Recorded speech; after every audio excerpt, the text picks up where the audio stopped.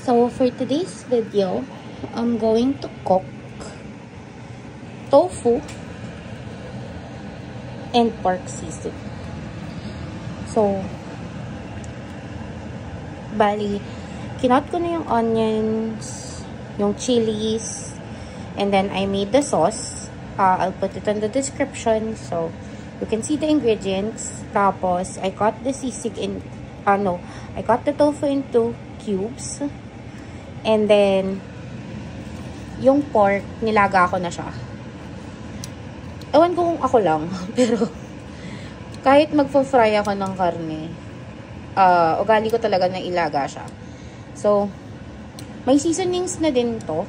I'll put in the description box kung ano yung mga seasonings na inilagay ko habang nilalaga ko siya. So, ipinut ko siya sa paper towel kasi I want it to dry. Hindi naman yung sobrang dry. Hindi ko naman siya pinot dry, but just a little dry para mas crispy siya kapag inilubog ko siya sa oil.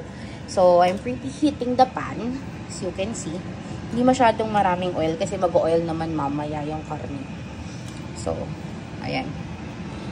Checking lang from time to time kung okay na siya.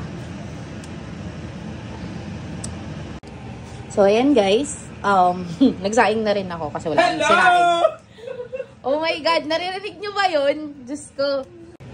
So, ayan. Nagsaing na rin ako, guys. Kasi wala kaming sinaing, actually. Galing lang kasi namin sa mall. So, medyo lalayo-layo ako. I just preheat the pan at a high temperature. So, ibababa ko siya. Kasi medyo masakit to, be. Pag nailansikan ako. Makikita nyo, medyo wala na rin ako mantika. Inubos ko na. So, medyo lalayo-layo tayo mamaya. Kasi, titilansik to. Kaya, binaba ko yun. The reason why binaba ko yung heat, kahit naka-preheat na siya. Kasi pag high heat pa din siya, one is may possibility na masunog. Two, yan yung mangyayari sa kanya. Sobrang ilansik niya, be. Ayan. So, lalayo tayo. Oh, yun na yan. Yun na yung go signal mo na lumayo ka na. Run if you can. Char. As you can see, nasunog yung countertop ko. Nung nakaraan pa yan eh, nagluto ako. Tapos, nalimot ko din.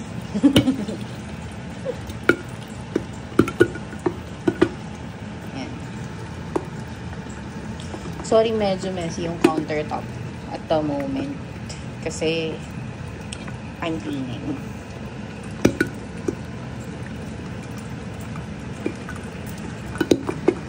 So, let this sit for a while. Habang nag-iilansik-ilansik siya. It's better if yung pot nyo is not the normal kawali type. Na, you can have that kind of pot na pwede kayong mag-fry. Tapos, may takip. And then, as you can see, my pan has parang, siya, curve. Para lumalabas yung air. Para pag naman, inalis nyo naman siya, hindi naman dun sa sabog talaga lahat. Kasi meron pa ding brief yung pressure. Ayan. Then, let it cook. Kasi, ito guys, one thing about pork, pag luto na siya, or fry na siya, hindi na siya mas tilansik. Hindi na siya ganun katilansik. So, makikita nyo naman once luto na. So, ayun lang. I'll be right back after maluto lahat. And then, I'll show you how I prepare my sisig. So, ayun guys. I'm finished frying up the pork. Ngayon, isinunod ko yung tofu. Luto na rin yung kanin natin. So, yan. Actually, yung tofu mabilis lang naman to. Pero, depende siguro sa inyo. Sa akin kasi, I want my tofu like, yung sobrang crispy pag nagsisisig ako. Tapos, gusto ko naman pag sa tofu at baboy naman is medyo, ano siya, tawag dito, malambot sa loob. Ganun. Kasi may mga nakikita akong nagtotofu at baboy. Ito yung mga nakikita kasi akong nagtotofu at baboy na tawag dito. Sobrang nipis ng tofu nila. To the point na pag pina-fry nila is ang dry. Ako kasi, I don't like my tofu dry. Kasi nga, ano siya hindi mo mararamdaman or hindi mo malalasahan. Mararamdaman. Wow. Anong pinaparamdam? Hindi, ayan. Hindi mo malalasahan yung totoong lasa ng tofu. Pagiging tofu niya. Ayan. Minsan yung iba sasabihin, tofu lang yun eh. Wala naman yan lasa. No, may lasa po yung tofu. Meron po talaga siya. Kasi iba-ibang klase po siya. Yung mga masasarap na tofu na talagang, kahit yun lang, no seasoning and all. Sausaw mo lang sa favorite sauce mo or lagyan mo lang, i-drizzle mo lang ng favorite sauce mo is okay na. May mga ganun pong tofu, guys. Yung medyo mahal na brand. Mahal na brand, wow. Gano ba yung tofu mo? Mahal na kasi tofu ngayon.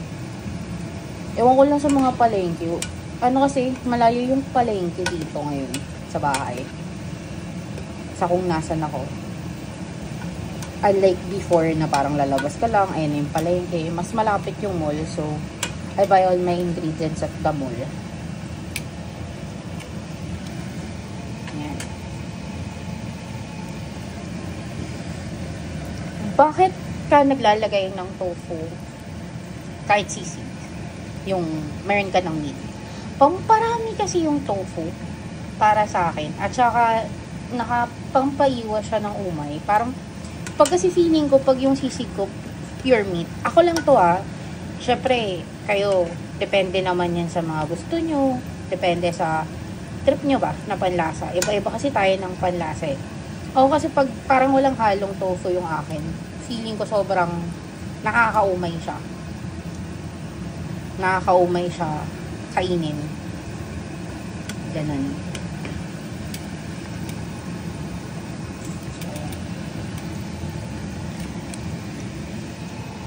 Actually, medyo natagalan ako sa meat. Kasi, tagal ako nakipagbakbakan. Wala kasing air fryer ang lola nyo. Kung may air fryer ako, baka naman sa asawa ko, charot. Kung may air fryer ako, mas mabilis to. Pero, dahil wala akong air fryer, tiis-tiis ang lola nyo. Pag tumilansik, takbo. Char. So, mga ilang minutes na lang to. Yan. Balikan ko kayo once preparing na tayo. Igisa pa natin yan sa butter. Pero, laters. So, ayan. Natapos ko na. Ayan. Nahiwa ko na din siya. So, pasensya na. Hindi perfecto talaga ako maghiwa. Ewan ko. Wala naman sigurong perfecto maghiwa. So, maglalagay lang ako ng butter. Ayan na naman. Baka may magsabi na sobrang unhealthy naman yan. Kasi, tawag dito. Nag-butter ka pa. Diba? Parang ginisa mo na siya sa butter. Oily na siya. Tapos, butter pa. Too much carbs. Ayan. Pero, gaya nga ng sabi ko kanina, kanya-kanya tayong taste. You can add. You can make a less. Make a less. Yung mga ingredients na ginagamit ko. Depende sa taste buds nyo. If it's too oily for you, if the butter is like a lot for you, then remove it. Kasi iba-iba tayo ng taste buds. I like mine with butter kasi nagbibigay siya ng flavor. I mean, hindi ko naman kasi siya kinakain araw-araw or hindi naman ganito yung eating habits ko araw-araw or menu ng pagkain ko araw-araw. Siguro once a month, ganyan. If I want to pick out, ganyan.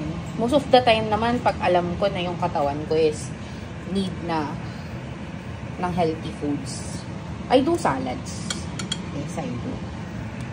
Ang pero I do salads. Kasi malalaman mo naman kung anong kailangan ng nutrients ng katawan mo. Sabi nga nila, nagiging bawal lang ang isang bagay kapag sobra na. So, habang umiinit yung butter, umiinit na siya. Let's put the onions. I'll be putting the onions and the chilies. So, ginigisa ko yung sili ko, yes, oo. Hindi ko alam sa iba. Hindi nila ginigisa or they just put it like, alam, pinuput lang nila just to give taste, pero pag minimix na nila yung sisig. But, I like mine sauteed with the onions. Actually, ginagamitan ko pa nga ito minsan. Pinaghalo ko yung white and red onion. Pero, dahil medyo nagtitipid ako ngayon sa onion. Kasi wala na akong onion. So, I just use what is available in my kitchen. So, ayan. So, I'm sauteing it. Hindi naman ako yung tipong, like, you don't need to overcook the onions. You just need to, like, half-cook it, if that's what you call it. Para lang lumabas yung aroma and lasa niya. Kasi isasama ko yung meat later. Kasi we have our sauce. So, our sauce is composed of mayo. If you have lemon or calamansi, put it there. And then, Rino. And, I don't do salt eh. Kasi may lasa na yung pagkain. Yun lang. I put pepper. Yung durog na pepper. Yan. Yung sauce actually, ginaya ko lang to. This is not my original recipe. I just twist it a little bit. Or, pinalitan ko yung ingredients, yung mga hindi wala sa aking available. Ganyan. Twist it a little bit. Pero nakita ko rin siya sa vlogger, food vlogger. Actually, palagi siyang pinapanood. Yan. Nakikita ko lang siya. So, I decided to vlog kasi nag-resign na ako sa trabaho. Not resign. Nag-resign ako sa dati kong company. For me kasi, I need to love my work for me to do it correctly. And at this point, I still love my work, pero I'm craving for something new. So, nag-resign ako, and then, nagtatrabaho ako ngayon. Pero I'm working with my husband. Yeah. He's my boss right now. So, he bought me a new phone. Hindi naman talaga ako mahilig mag-vlog. Like, I do cook. I love cooking. Food is life for me. Pero hindi ako masyadong mahilig mag-vlog. Pero sabi ko, since binili niya ako ng bagong phone and okay yung camera ng phone. Kasi, binili niya ng iPhone 16 Pro Max, guys. 1 terabyte. 1 terabyte nga ba to? Hinigay niya sa akin kahapon as an advance birthday gift. So, it's a lot. It's too much for my birthday. Pero I do appreciate it. Kaya sabi ko, sige, gamitin na natin. I wanna start vlogging. Kasi I always used to watch vlogs. Like, yun yung pampatulog ko. Yun yung entertainment ko.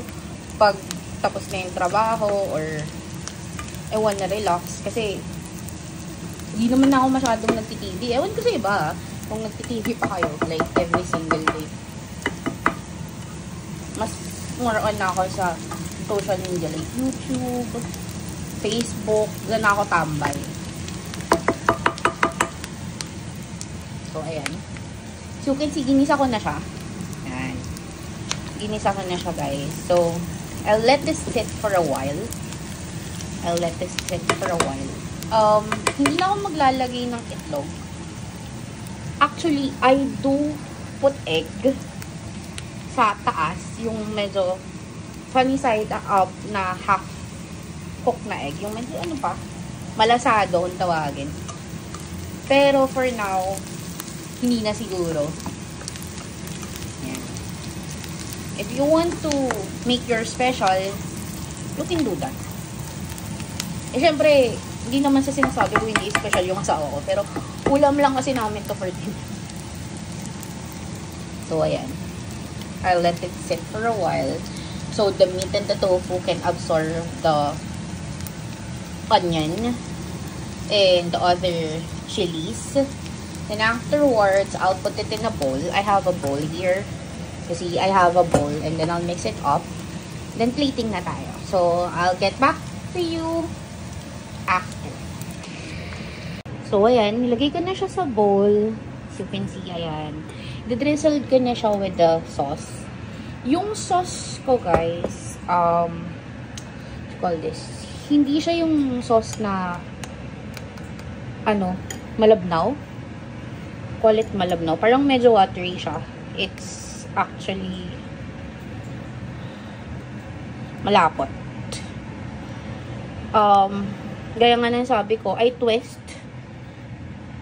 sauces, ingredients na nakikita ko sa YouTube, sa Facebook, sa other vloggers, sa taste buds ko. So, you can do the same because I do. You know, you do you, I do me. Ganyan. So, ito yung taste ko. Gusto ko medyo siya malapot. Gusto ko yung kapit-kapit siya. Yan. Tapos, magiging watery naman yung mamaya since mayonnaise yun. Not watery. I mean, kakapit siya kasi mainit naman. Ginisa ko naman siya. So, just mix it up. Mix it up.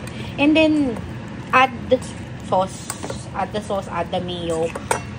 Sa consistency, hanggat makuha mo yung consistency na gusto mo, na matikin yung sauce dun sa meat or ano. Ganun din pag gumagawa ka ng sauce. Ayan. Mix it up.